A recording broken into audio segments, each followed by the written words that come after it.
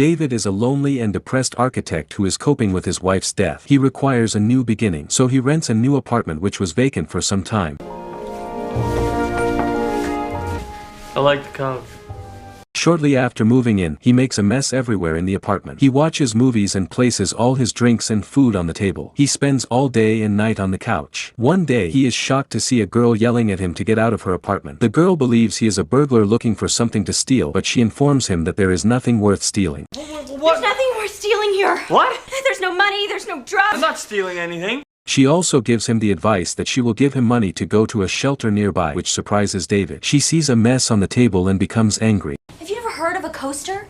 Or a trash can for that matter? I don't care who you are. She asks him to clean up the mess before leaving, but suddenly she disappears. David suspects she has broken in, so he replaces the door lock with a more secure one. Later that night, he again sees the girl in his bedroom. She yells at him for not leaving her apartment. She thinks he has fantasized that he rented this apartment, but in reality, this apartment belongs to her. She tries to convince him that he is mentally ill and that he should call the police. I think you need to come to terms with the fact that you may be mentally ill. You know what? I've had enough. I am calling the police. No.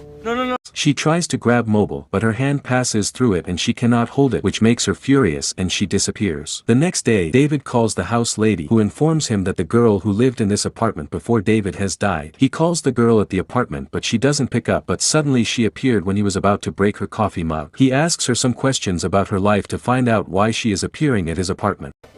When was the last time that you remember actually talking to someone other than me? The other day.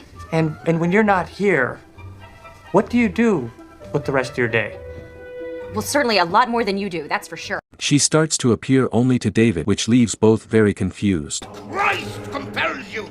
The power of Christ compels you! He can't even see me. A little more left. You're mopping that up. More.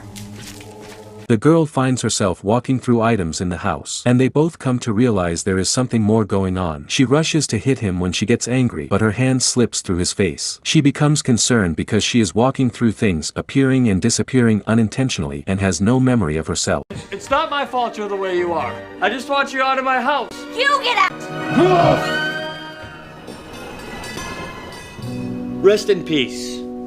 I'm not leaving. He tries to convince her that she is a ghost, but she dismisses his claims. Let me ask you, has anything dramatic happened to you recently? Like what? I don't know, like dying maybe? How dare you say that to me? Then he stops talking to her, but she starts teasing him by showing up everywhere in the house. Another one, my.